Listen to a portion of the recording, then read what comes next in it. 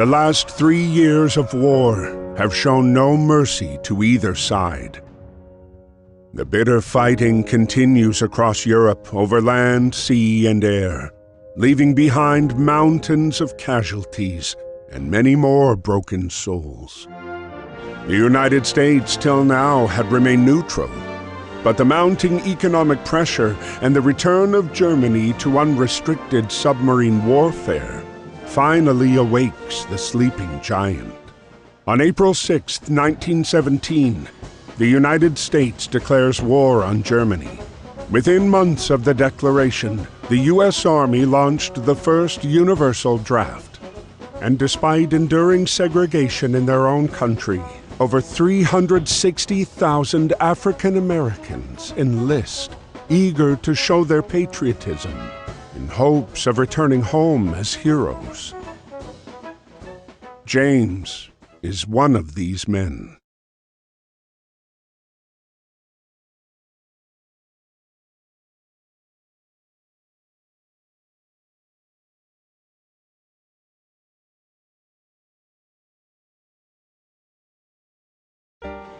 Dear Brother James, I hope this letter finds you well and that working at the docks is not too backbreaking.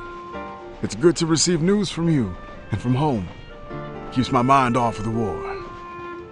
We wallow in the trenches, in the mud among the rats and the dead bodies, afraid that if we stand tall, we might catch a bullet. But if you take anything from my letter, I want it to be this. Do whatever you can to stay away from this madness. You followed me everywhere when we were kids. But please, don't follow me here, James. There is nothing here but misery and death. Be safe and stay home. Freddie.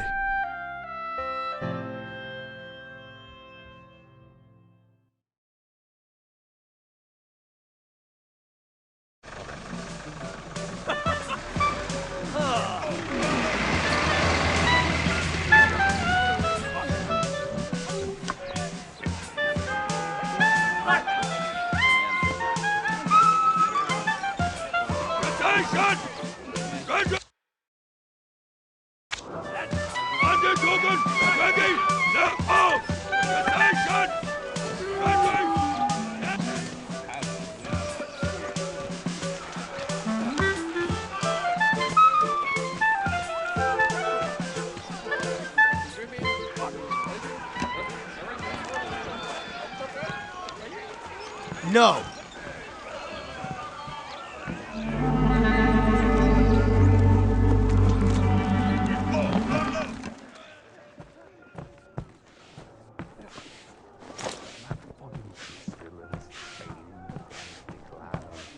Up, up, up!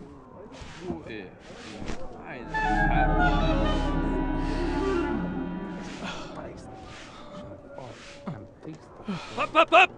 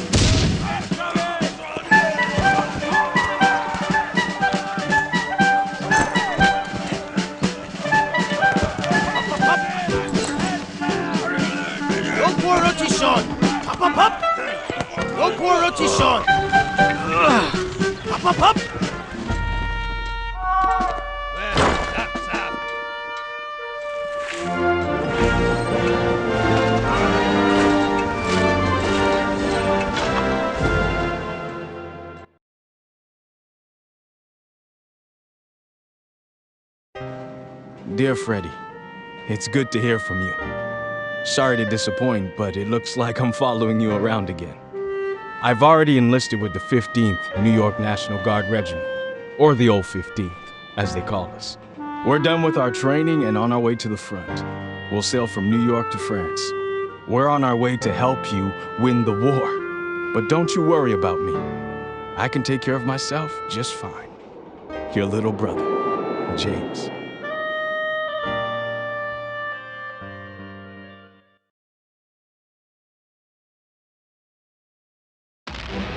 April 9th, 1917, Vimy Ridge. This geographic stronghold, held by the Germans since the early days of the war, remained impenetrable.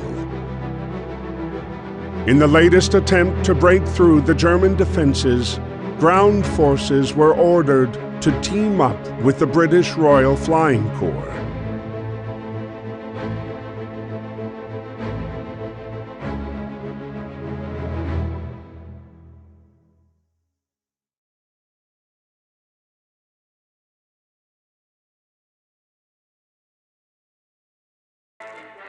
Before launching the attack, the soldiers were given a moment to write to their loved ones.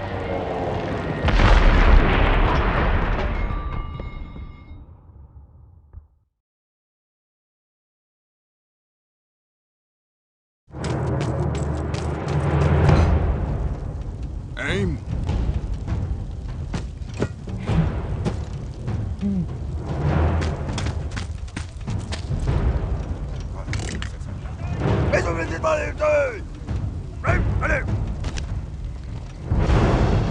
Interrupted by George's unconventional landing, Freddy soon learned that his unit was going to take part in the operation and be paired up with the peculiar British pilot, now grounded and without a plane to fly. 10 hot! Oh! Ready?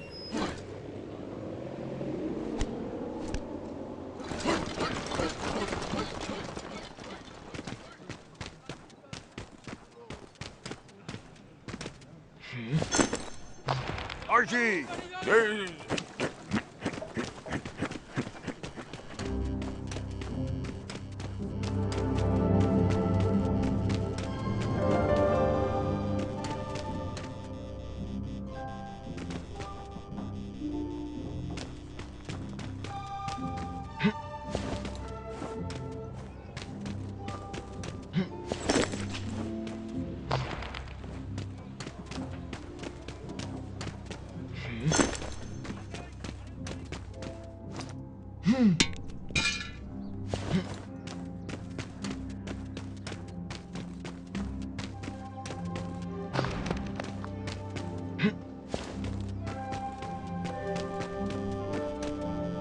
Stand up!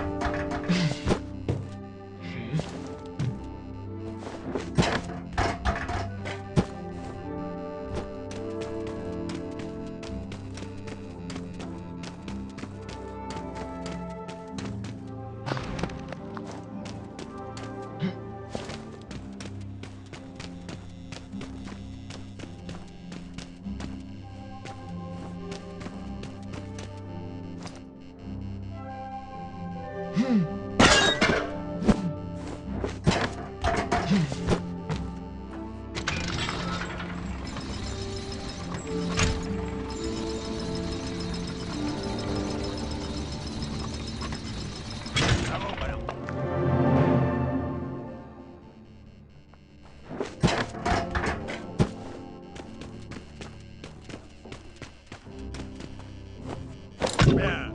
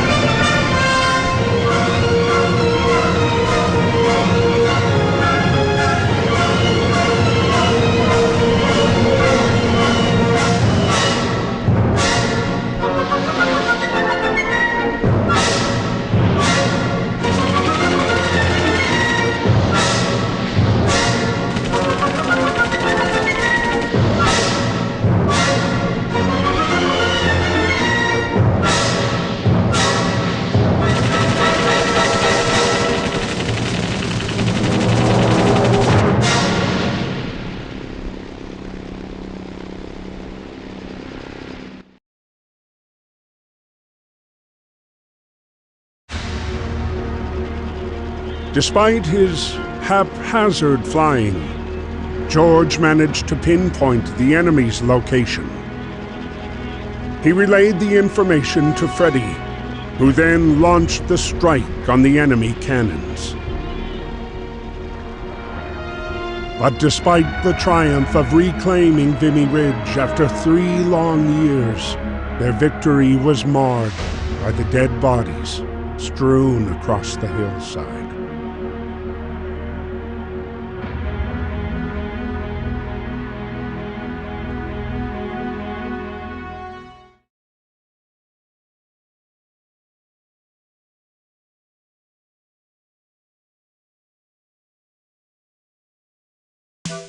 While Europe was torn apart by war, the U.S. had begun a massive mobilization in what many believed could permanently change the tide of the war.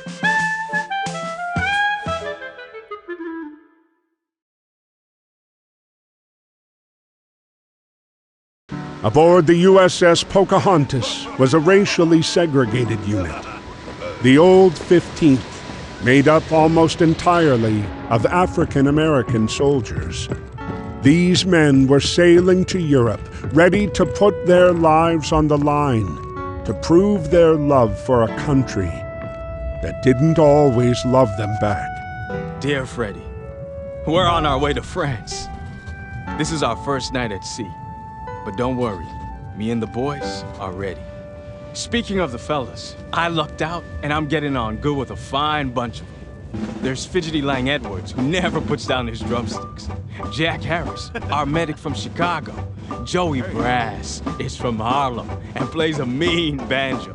And Chef Caldwell is always cooking up stuff for us. We just have to make sure to get served before B.B. Johnson. Great guy, but he could really put it away. Well, I gotta go now. Practice is about to start and there's no jazz band without a clarinet. Stay safe. We'll see each other soon. Your brother, James.